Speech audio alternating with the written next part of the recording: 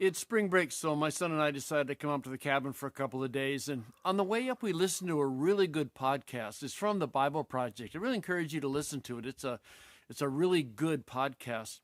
And they were talking about how the connection between God's outstretched arm and Moses' hand. And the point they were making is that when God promises to stretch out his arm to save the Israelites from their Egyptian captors, he does it through the hands of Moses, which means when the Bible talks about Moses' hands, they're really an extension of God's outstretched arm. Now, as I was listening to the blog, it occurred to me it's a really good example of why you have to be so careful in translating metaphors. You come to some of these metaphors, and if they feel dead, if they feel like nobody speaks like this anymore, nobody can kind of understand it, there's a real tendency on some people's part to want to interpret the metaphor, and that's not necessarily bad, at least in general.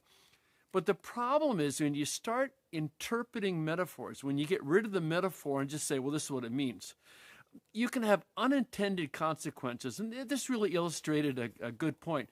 Let me read these. In Exodus 6:6, God says to Moses, I will free you from being slaves. Well, this is what his promise to Moses is for the Israelites. He goes, I will free you from being slaves to them, and I will redeem you with an outstretched arm. Okay, so God's going to do it, right?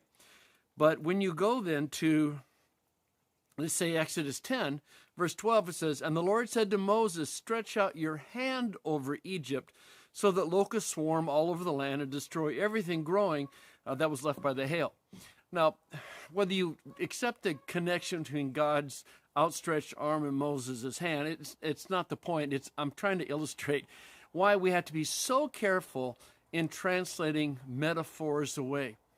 Because God says, I will reach out my arm to rescue my children. And he chooses Moses, and every time Moses uses his hand, it's really God's hand. Outstretched arm, Moses' hand. Well, I just thought it was an interesting illustration of why you have to be so careful when it comes to translating metaphors away.